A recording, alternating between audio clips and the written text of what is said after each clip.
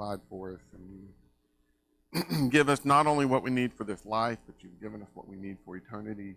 And we are just thankful for the great examples of faith that we have, the great examples of failures that we have as we go through the book of Judges. Lord, the great example we have in Jesus, what it means to live in a way that puts you first at all moments and puts you first in every aspect of life. Help us, Lord, to be more like Jesus daily.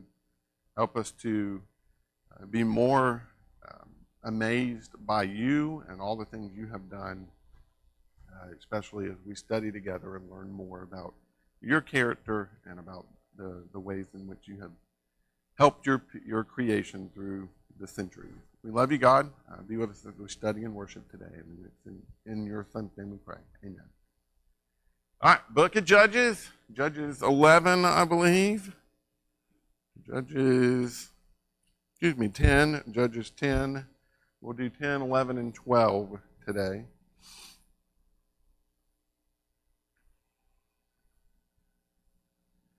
So we've talked about in this class two main ideas. We've talked one main idea, but in two different ways. This idea of the spiraling decline of the people, right? It's almost like watching water go down in the toilet. That's the description I go to whenever I think of the book of Judges. We're watching Israel flush down the toilet. And that is just one of the unfortunate things. And you see it through what I like to designate major judges and minor judges. You've got the major judges, which are the stories we tend to focus on. You've got the minor judges that we know just a tiny amount about. There's just a verse or two about them. And in all of the examples, you see through the story this continual decline. So we're going to see that today as we get into the story of Jephthah. I apologize now, it is a hard name to say, and I struggle with saying it, Jephthah.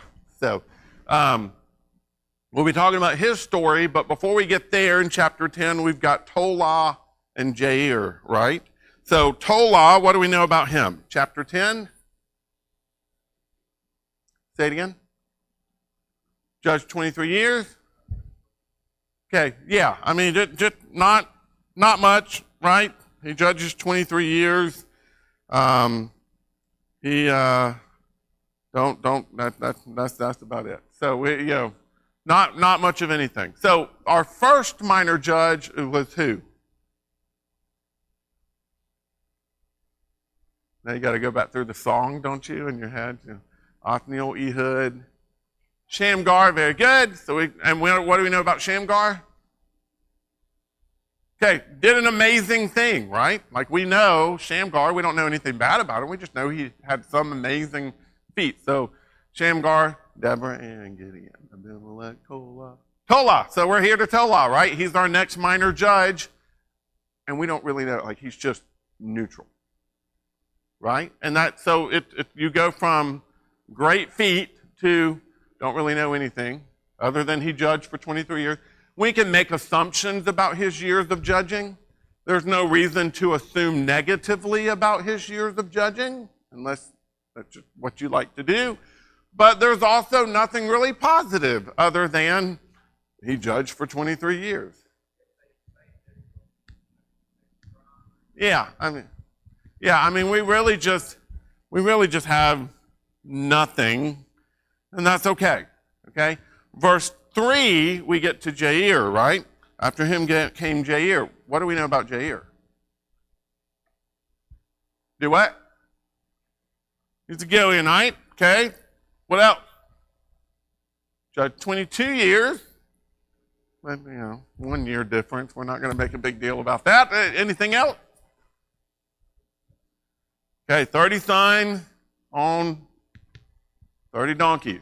We talked about that a couple of classes ago, right? What is the significance of sons on donkeys? Rich. Okay, so we're going from accomplishing great tasks to neutral, we just don't know anything, to now we're to a man who has 30 sons, which We don't know anything about the sons other than they rode on 30 donkeys. And the fact that every son has his own donkey, and donkeys oftentimes were this animal you would ride that would give you some sort of, kings would often ride on donkeys.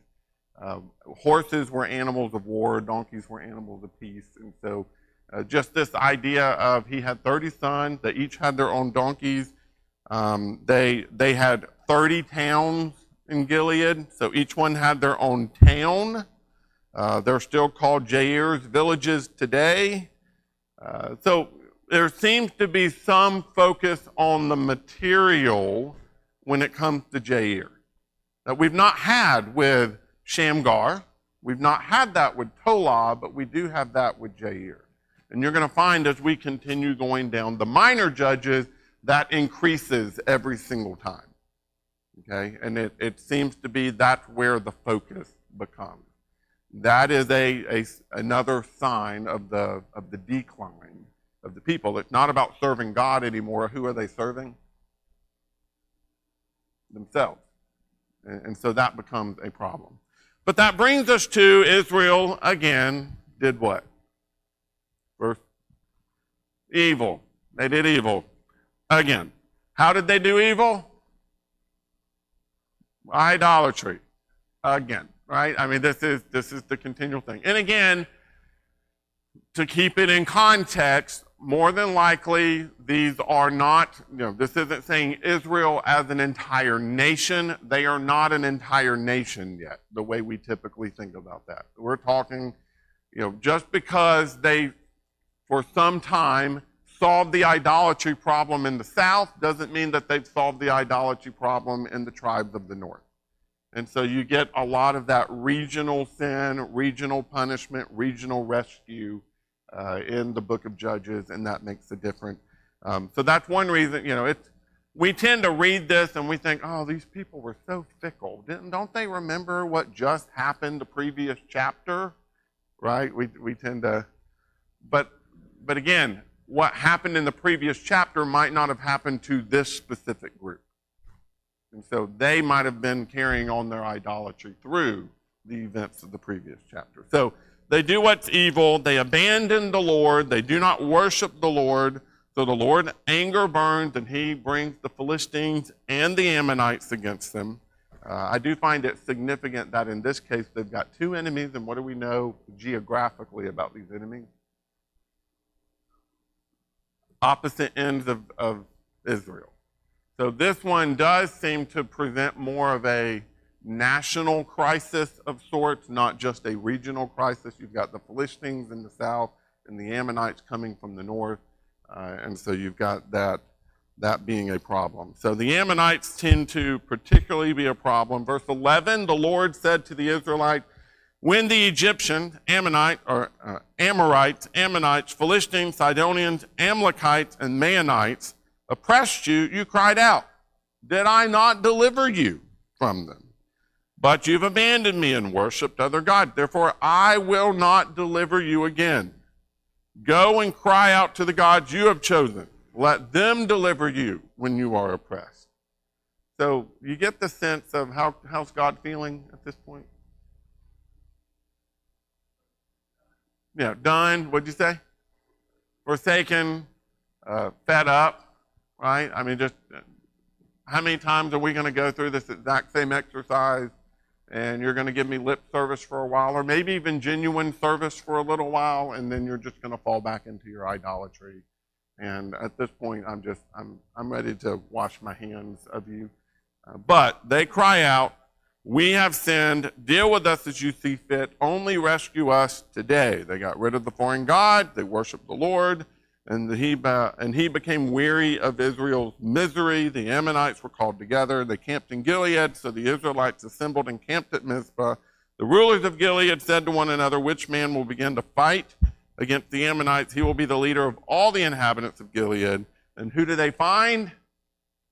Jephthah. What do we know about Jephthah? Mighty man of valor. Okay? Do what? Had a daughter. had being the key word. We'll come back to that. So, do what?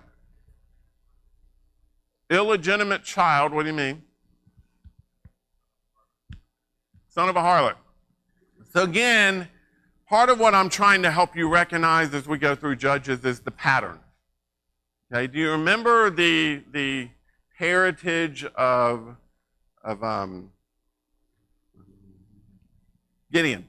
I can't remember his name. Do you remember the heritage of Gideon?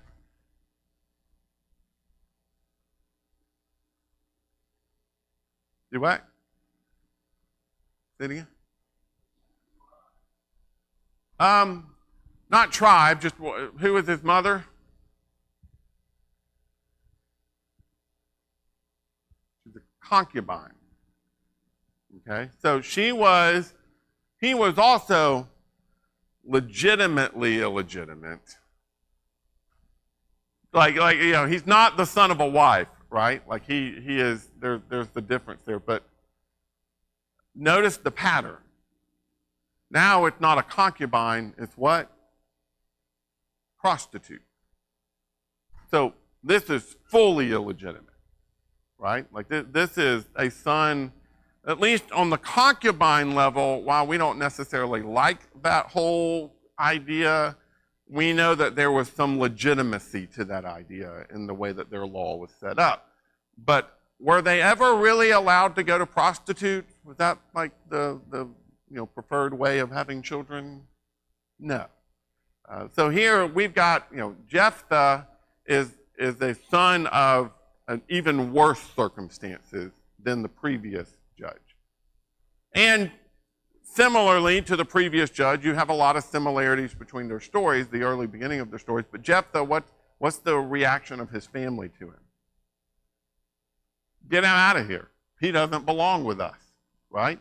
He is kicked out and essentially driven away by his brothers. You will have no inheritance with our father's family because you are the son of another woman. So Jephthah fled from his brothers and lived in the land of Tob. Then some worthless men joined Jephthah and went on raids with him. So now we find out, what's he do for a living? He robs people. He's a thief, right? He raids people, raids caravans, raids towns. He goes and takes what's his, or what he thinks should be his, and he essentially lives a life of worthlessness, right? So, again, just thinking from judge to judge to judge, if we're talking major judges now, Othniel, pretty great, right? Ehud, what was the problem with Ehud? Left-handed. That carried some cultural stigmas, but it was no, it is what it is. Deborah, what was her problem? She's a woman, right? And that in that culture, that would have been seen as a problem. Okay, then we get to Gideon. He's not wonderful. He's very reluctant. He does act on God's behalf, but God has to reassure him over and over and over and over and over again through the story. And then once he accomplishes God's task, how good is he at leading the people to God? Not good at all, right? Like he does an awful job of leading the people to God. Then you come to Jephthah, and he's worse than any of them so far. Right from the beginning of his story, he is a mess. His father has had relations with a prostitute. He's the son of sin. He is somebody who is not able to really stand for God. There's not really any redeemable characteristic about him at all, other than it says he's a valiant warrior. He's apparently courageous. Okay? Yes?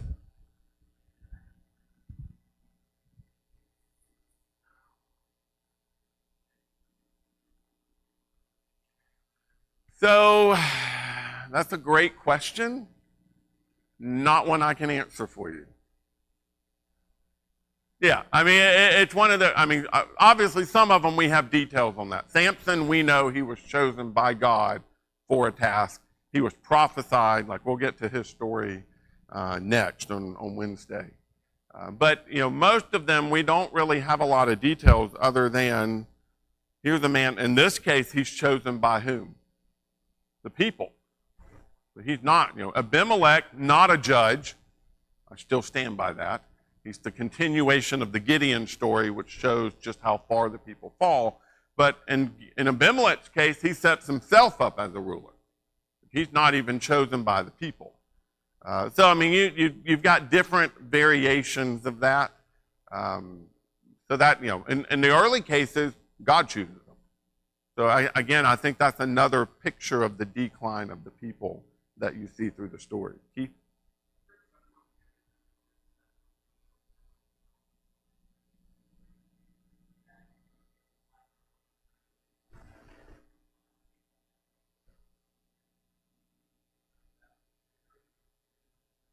So my problem with that assumption is whom he has surrounded himself with. Who's going on the rage with him? Worthless men. So there's a big difference between David and his mighty men and accomplishing the task that David has set about, and this guy who is introduced as the son of a prostitute who's kicked out of his own family and has surrounded himself with worthless men and is going on raids. So the only reason to argue for that is again, we have a tendency to want to make anybody who is named in Scripture a hero, and I don't think he is introduced in order to be a hero at all. Even when you get to later in his story, his knowledge of Israel's history is sketchy. The promises he makes are sketchy. There's lots of pieces in here. The fact that he followed, well, we'll talk about whether he followed through with this promise or not.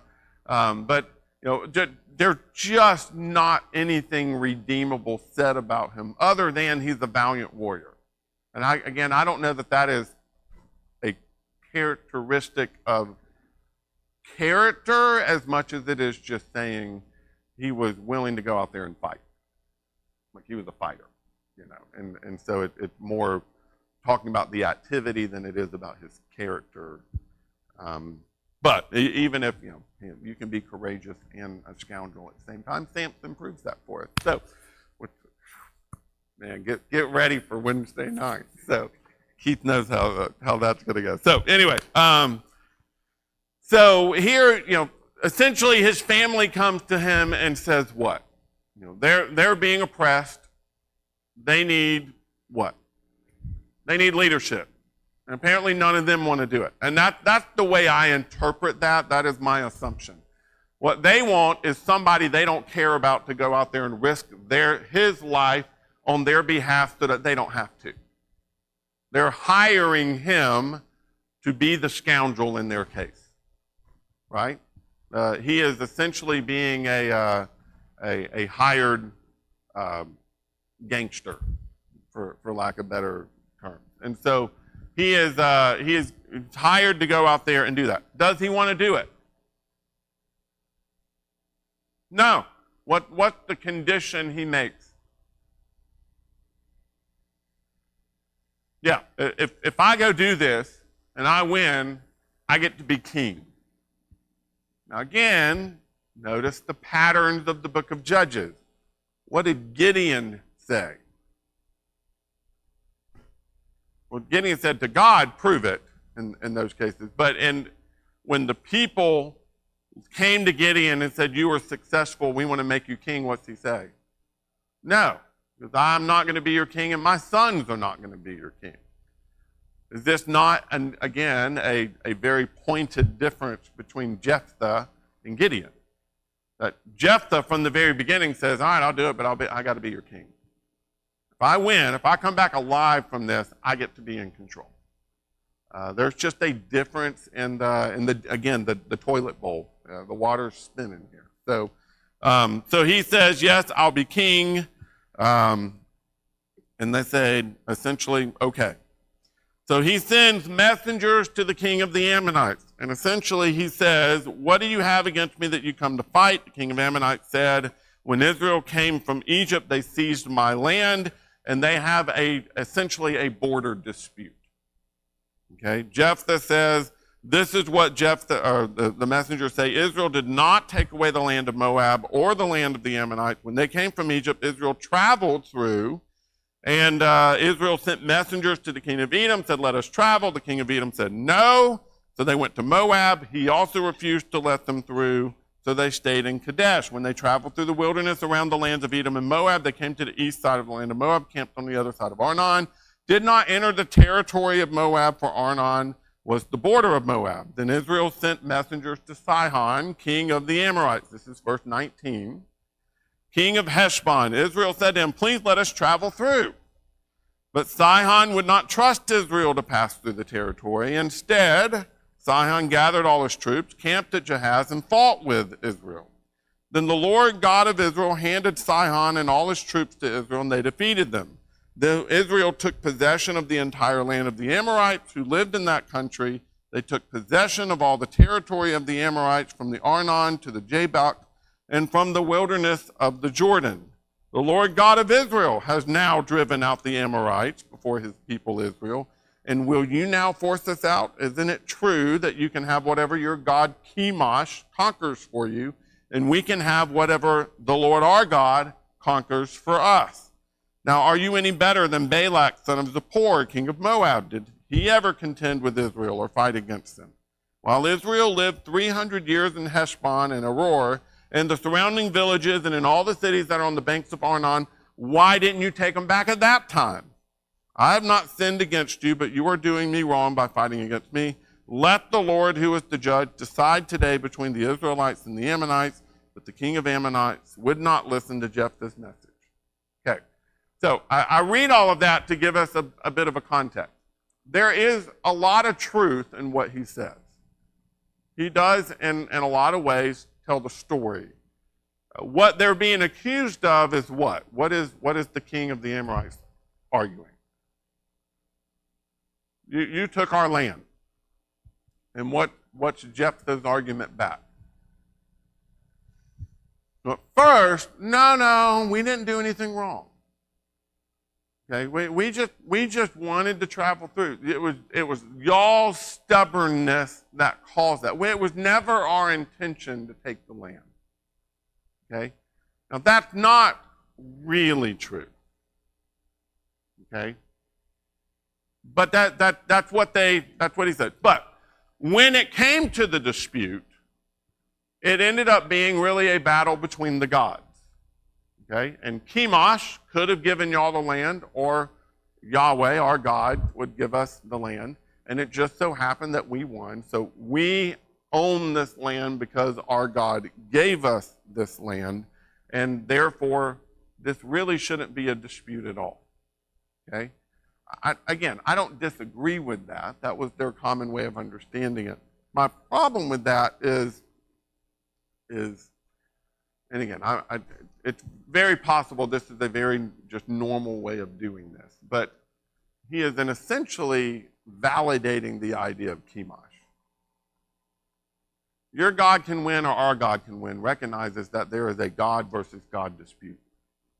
And is there really a God versus God dispute? Not really. Okay? Not really. Now, I don't want to make too much out of that because I believe the Israelites at this point still believed in the false gods, and they are speaking the way that they believe, and therefore they still believe that there are the gods of the Egyptians and that their God just overpowered those gods. And God speaks that way in Scripture, that he was bringing judgment on the gods of the Egyptians. And he very much spoke that way of their job was to run the people out of their land because that he was giving them this land and essentially showing his power over the other gods. And so, again, I don't want to make too big a deal out of that. But there's this dispute. And essentially what Jephthah does is he tries to diplomatically win the battle. He wants them to just walk away, which is a good thing.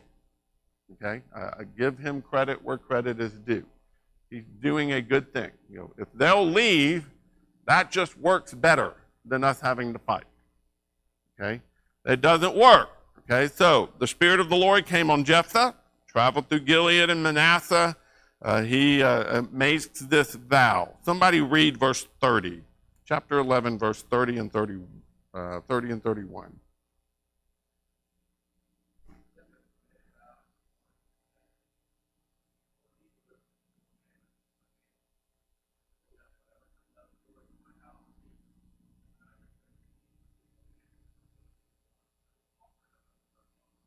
Okay.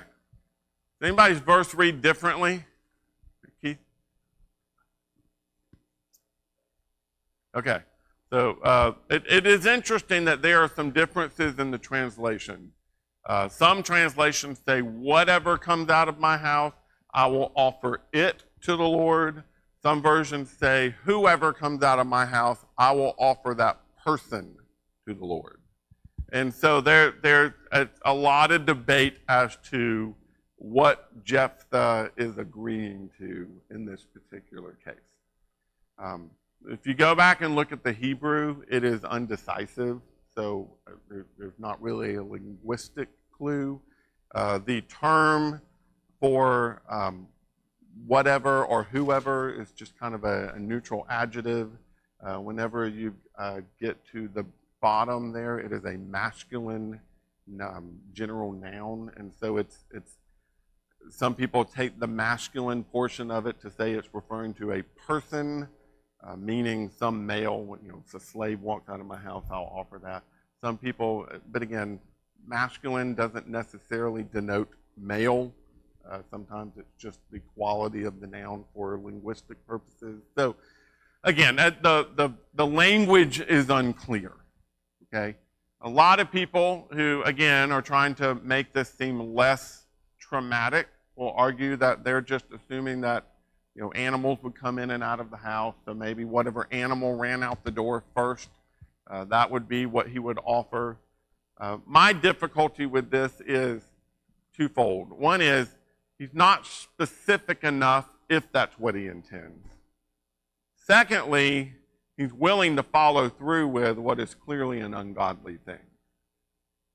So either way, it doesn't necessarily solve the issue of what Jephthah is willing to do.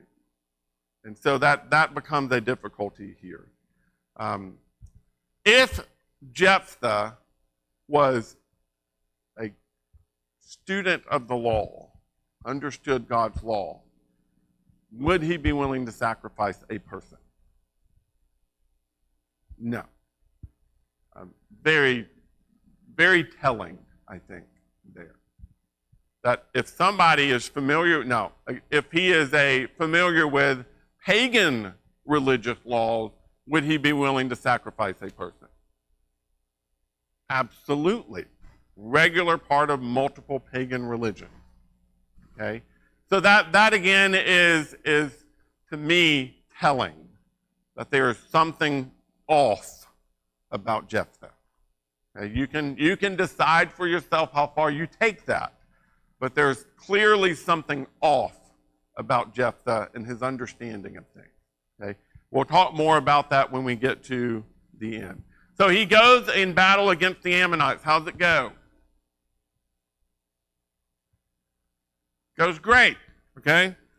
So Jephthah crossed over to the Ammonite, fights against them. The Lord handed them over to him. So here you've got the Lord bringing success. He defeated 20 of their cities with a great slaughter.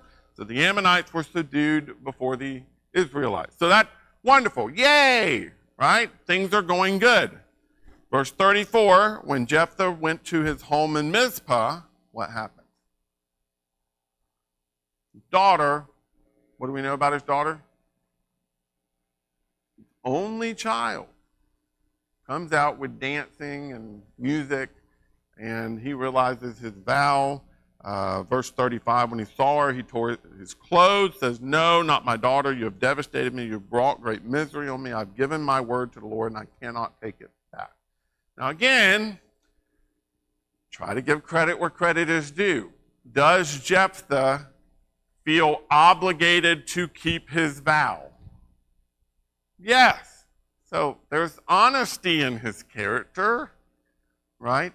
here's the difficulty. There were also provisions in the law for if you made a rash vow. There were things you could do in order to offer tribute to the Lord for essentially excusing yourself from that vow. You would think if he were a student of the law, he would know some of those things. But he doesn't, apparently. Because I think had he had an out, based on his mourning here, he would have taken the out. But he does follow, seemingly follow through with what happens here. She says, "My father, you've given your word. Do to me as you've said. Let me go mourn my virginity." He allows her to do that. She goes away for 2 months. She comes back, and it says he kept the vow he had made about her. So people want to argue that Jephthah didn't, or that Jephthah paid the tribute, and that's how he kept the vow he made about her. But I can't see any way in this text that you can argue that when there is a national remembrance of this girl. There is mourning that takes place because of all of this that is happening. I mean, it seems very clear that here is human sacrifice in tribute to the Lord. That should make you, as the reader, very uncomfortable, because you realize how adverse to God's law that idea is. This is an example of why, like the moral decline of the book. What you find, though, is as you keep going, it gets worse. Because it's not just a human sacrifice that's done with mourning, but you've got human sacrifice that is done as an example to the people. You've got all sorts of bad things that are coming up in the book. So we're not all the way down the drain yet, right? We've still got some distance to go as we talk about the difficulties here. So Jephthah is one of those characters that I think is there for the sole purpose of making you uncomfortable. Now, he is a man of faith. We know that. How? Do what? Hebrews 11, right? Now again, y'all have heard me teach this before. Hebrews 11 is not the Hall of Fame of righteousness. It is the Hall of Fame of faith, as we call it. Just because you're listed in Hebrews 11 does not mean that you did all things righteous. Doesn't even mean that everything we know about you, or the majority of what we know about you, is righteous. Because again, Jephthah and Samson proved that. But both Jephthah and Samson did act with faith. They did go out, in Jephthah's case, into battle and trust that God was going to bring deliverance. Right? He went to battle. The Lord was with him. He gave them victory. He did that. And so there is an act of faith that happened. I even think that as atrocious as this act is, where he offers his daughter in sacrifice, it is an act done in faith. It is an unrighteous act done in faith. But it is done trusting that God was going to be honored, or God was going to receive his sacrifice, as awful as that particular idea is. And so, again, just to kind of keep that in perspective. Keith?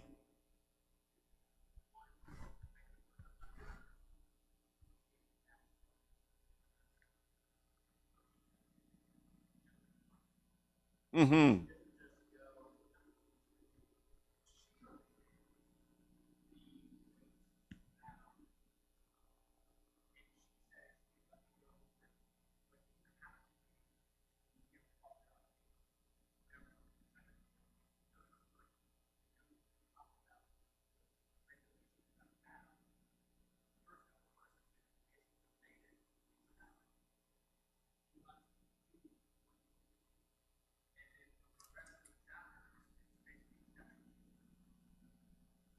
Mm-hmm.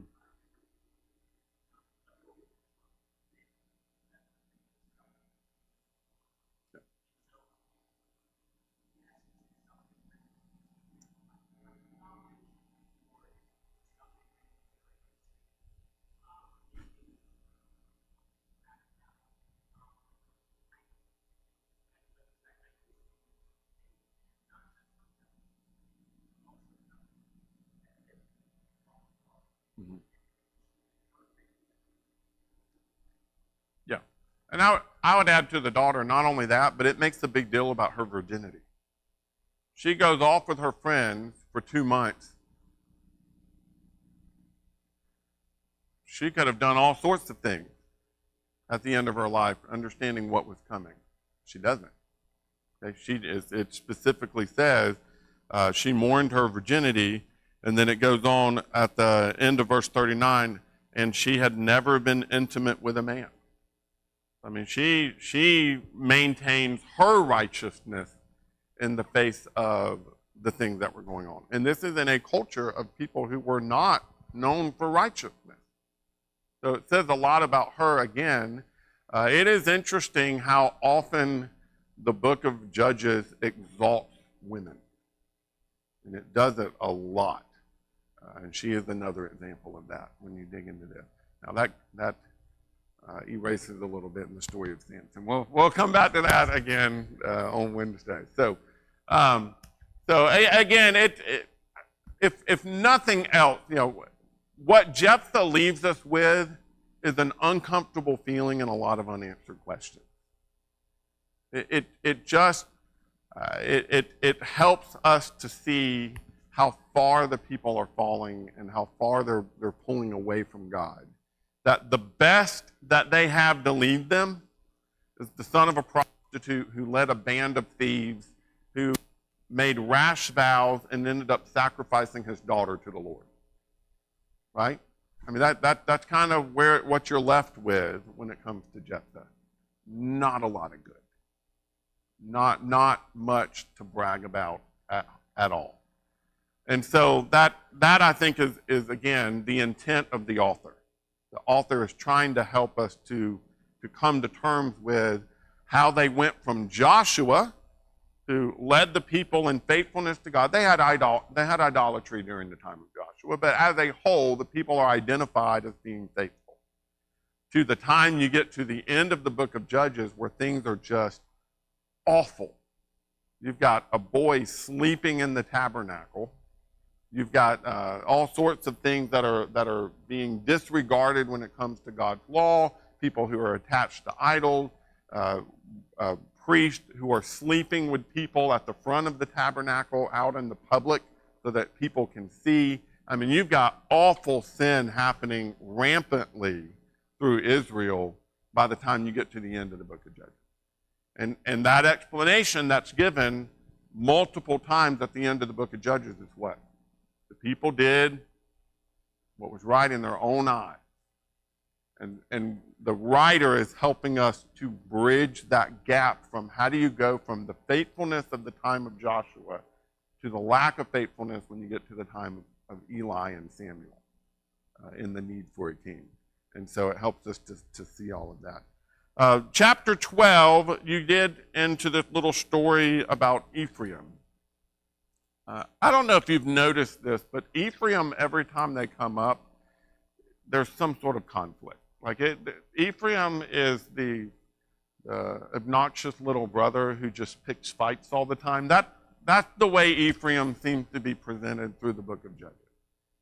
My big brother is here, so he can testify to that. Annoying little brother who picks fight all the time. So, we've got this idea of the Ephraimites come, and they want to know why they weren't included, why they weren't allowed to come and fight with everybody else. Why have you crossed over to fight against the Ammonites, but did not call us to go with you? We will burn your house with you in it. I'm going to beat your face in, little brother threats. That's the way I read that. Maybe I shouldn't, but that's the way I read that. And so here you've got the Ephraimites stirring up things. What's Jephthah's answer to them? Yeah. We had a problem. We called you. You didn't come. Why are they coming now? It's really easy to join in when everybody's already done. Right? It's easy to join in and act like you should deserve some of the reward. Well, we would have come, so we should get some too. It reminds me of the story of the little red hen. right? Little red hen calls them to come and help with the task of getting the grain and grinding the grain and making the bread. When do all of the little red hen's friends want to join in? When the bread is smelling good, right? When the job is done. And that seems to be the idea. And Jephthah's like, no. So, why have you come to, again, they came to fight. And so, why have you come to fight against me? So then Jephthah gathered all the men of Gilead. They fought and defeated Ephraim. And so they fight against Ephraim. And there's a whole little thing there about the Sibboleth and Shibboleth and this idea of how they identified whenever there was an Ephraimite and how they made sure that they would defeat the Ephraimites. And so that time, 42,000 people from Ephraim die. They almost wipe out the tribe. They end up not wiping out the tribe, but they almost wipe out the tribe. And that, again, you see this, I think that's revealed to us because in this decline, this flushing of the toilet that we've got going on here, it's helping us realize that now the judges, they're not just judging the oppressors and the enemies from outside the borders. Who are they judging against? Who are they fighting against? But their own people. And Dallas made that point, I think it was Wednesday. The idea of by the time you get to the time of Samuel, when Samuel comes to town, what do they ask? Yeah, are you coming in peace? Because at that point, the judges are known for bringing conflict to their own people. And Jephthah seems to be one of the first examples of that, where now we're going to have conflict among our own people. With Samson, you're going to have his own people turn against the judge and turn him over to the enemies, right? I mean, you're going to see that internal conflict boiling over. And so that becomes a big piece of this story also. That brings us to, go ahead, Larry. Yeah. Yeah. And they would fight against each other. I mean, they were out to protect themselves, to provide for themselves, and they were not working together. That is, I think, one of the greatest benefits of having had a king, which they will have in just a few more chapters, in a few more next quarter when y'all get to it. So that brings us to the last three minor judges, Ibzan, Elon, and Abdon. But again, we see this toilet bowl spinning. Ibzan from Bethlehem, we find he has 30 sons. Well, that sounds an awful lot like Jair, right? Jair had 30 sons.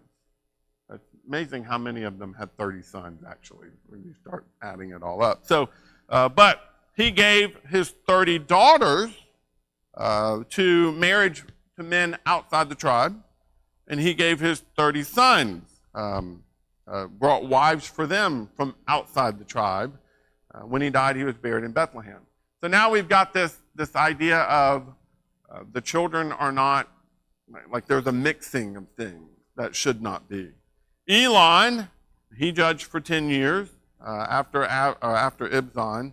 When he's buried, he was buried in Ahilan, in the land of Zebulun. And Elon, Abdon's son of Hillel, was from Pirathon, judged Israel. He had 40 sons and 30 grandsons who rode on 70 donkeys. And so now we're looking at even more opulence, okay, more possession. He's not just providing rides of honor for his sons, but he's also handing down possessions to his grandsons, which is not a bad thing. But I mean, here you've got this picture of the judges who are using their position to serve themselves and to serve their own families. And so that becomes a particular issue as you go through this. So you've got this decline in the minor judges, you've got a decline, very obviously decline in the major judges, and that's really going to come front and center in the story of Samson. So we'll talk about the story of Samson on Wednesday night. Go ahead and read chapters 13, 14, 15, and 16. If you'll read those 4 chapters for Wednesday, we'll be able to have some fun. So, yes, Alan.